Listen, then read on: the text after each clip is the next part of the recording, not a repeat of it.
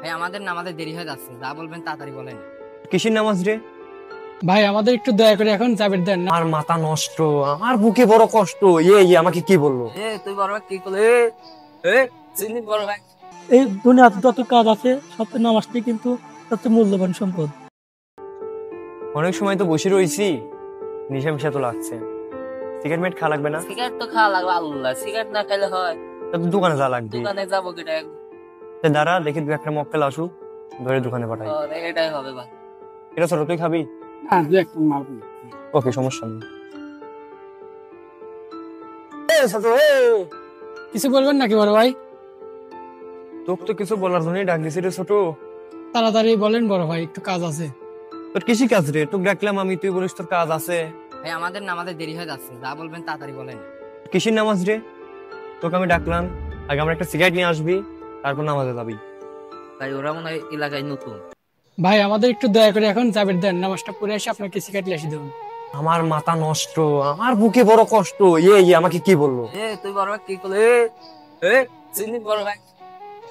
দরিবা না, এমন উপরে কথা বলছে। মার মার, বড় ভাই ভালো করে চিনা। ভাইয়া ভাই কি আছে? ভাই ও বড় ভাই কথা শুনে নাই। এই দাঁড়ান দাঁড়ান ভাই দাঁড়ান। ভাই ওঠো ওঠো। কি হয়েছে তোমার? ভাই আমি আর আমার ছোট ভাই এদিকে আসতেছিলাম, পরে বড় ভাই আমার ডাক দিয়ে বললো কি সিগারেট লেসে দে। পরে আমরা বললাম যে নামাজের সময় আমরা নামাজটা পড়ে আসি, সিগারেট লেসে দিচ্ছি। ভাই তোমরা আমার পিছু আসো। তোর সাথে আমি কোন যাবো? তুই আমাকে চিনিস? কেমন চিনে? কি যাই বড় ভাই চিনোস? তোমরা এত গরম না দেখে সবাই আমার পিছতে আসো, তোমাদের আমি কিছু দেখাবো। আচ্ছা চল দো, কি আমার কি দেখাবি? চল আমরা তো আপনাদের দেখে আসি। চল।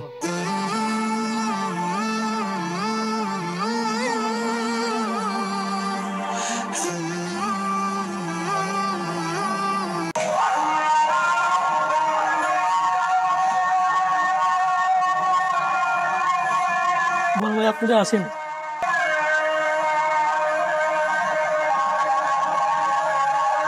তোমরা সবাই এখানে দাঁড়াও। তুই যে এখানে আমাদের দেখে নিয়ে আসলি, কি বলে দেখাবি? দেখা। ভাই এখানে আস্তে কথা বলেন, এখানে জোরে কথা বলার কোনো দরকার নেই তো। এখানে আপনাদের ডেকে নিয়ে আসার কারণ কি জানেন আপনারা? সেটাই তো দেখতে চাই, তুই কি দেখাবি? দেখা। আচ্ছা তাহলে আপনি না চেঁচিয়ে আমার কথাগুলো আগে শোনেন। আচ্ছা বল। ভাই এটা কিন্তু কবরস্থান। এই মাটির নিচে কিন্তু একজন শুয়ে আছে, হয়তো আপনার মতো, নয়তো আমার মতো, না হলে এই ভাইয়ের মতো। হয়তো এই মানুষটা অনেক ভালো মানুষ ছিল, নয়তো খারাপ মানুষ ছিল। হয়তো এই মানুষটা দুনিয়াতে অনেক ভালো কাজ করেছে, নয়তো অনেক খারাপ কাজ করেছে। কিন্তু বিষয়টা কি জানেন ভাই?